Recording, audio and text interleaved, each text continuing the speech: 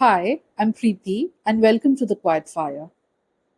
I really believe that big changes in life don't always come from big dramatic moments. Most of the time, they start quietly, with little reflection, little awareness, and small shifts within ourselves. So, if that is something you connect with, you're in the right place. Let's begin. You know what I've always found interesting? How easily people throw their opinions around as if they're doing you a favor. Recently, my house help got her kitchen done. I had no idea this was happening. I was on a call when she came to me. She waited patiently for me to finish, took out her phone, showed me this picture, and simply asked, Didi, ye kaisa lag raha hai? No context, no explanation. I glanced at the picture and instantly smiled. It was this beautiful pastel teal kitchen. And if you know me well, I absolutely love pastels. So my instant reaction was, wow, this is beautiful. I love it. And suddenly, she took a sigh of relief. And I remember being confused. I asked her what happened. And then, with slightly teary eyes, she tells me, me and my husband have worked hard for years. We've saved for years. This is my dream kitchen. It took me 8 years to finally get it done. Just pause for a second and think about it.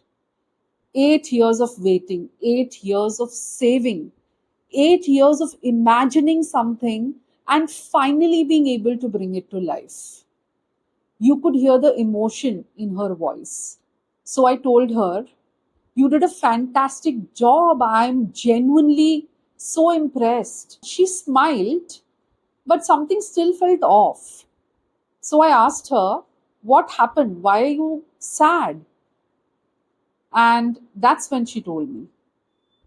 A neighbor, whom she respectfully calls Dada, came over to her house to see the kitchen. She was super excited and proud of herself.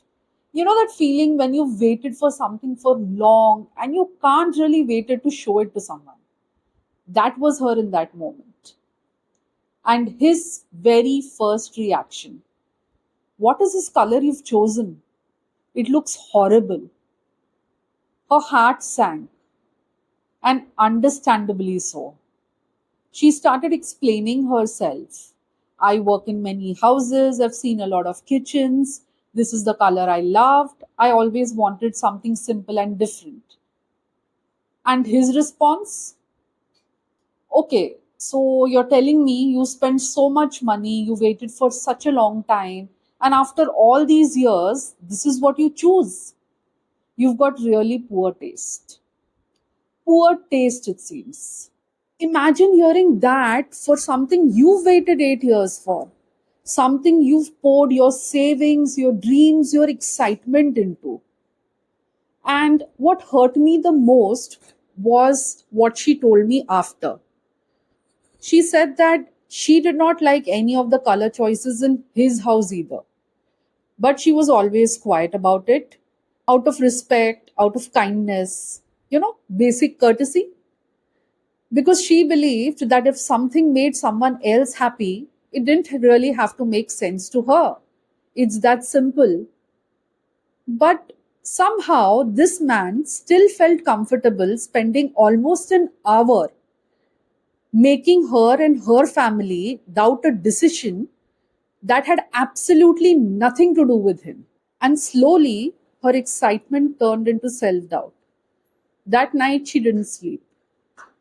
She apologized to her husband, she apologized to her daughters. She told them she'd made a huge mistake. She said she felt ashamed for choosing a kitchen color she genuinely loved. Her family kept reassuring her, though, that his opinions don't matter. But you know how self doubt is. Once it creeps in, it only gets louder. So now all she could think of was, what if people laugh at me? What if people talk behind my back? What if I've made a terrible mistake? And I remember feeling so angry. Not because somebody did not like a color. Come on, it's not even about the color. But because how easily someone can talk into somebody else's happiness, that too when nobody asked. He's not the one who's going to be cooking in that kitchen, right? He's not the one who's going to be waking up in the morning and looking at those cabinets. He doesn't have to live with that decision.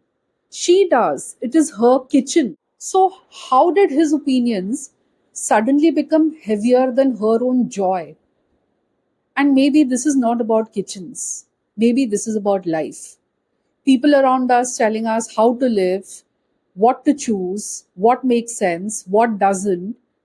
In case of women, study, get married, have children, take care of everyone, be successful but not too ambitious, have opinions but not too many, dream but in limit. And in all of this, very few people rarely stop and ask, what is it that you really want? And honestly, to tell you, trust me, men don't have it easier either. They live with their own set of expectations. Study hard, get a job, provide for the family, stay strong, don't break down, man up, as if being human makes you weak somehow. And I kept thinking, how many times have we apologized for being ourselves just because someone else made us doubt our choices? And on the other end of that, how many of us have casually made someone doubt something they once loved? Maybe that's something we can sit with today. Because what might seem to us like a casual remark might just give someone else a sleepless night. Not a good feeling, right? And maybe the quiet fire within us doesn't just grow when we learn to trust ourselves, but also when we learn to be a little gentler with others. That's it for today's video. Until next time, stay soft, stay self aware, and keep that quiet fire burning.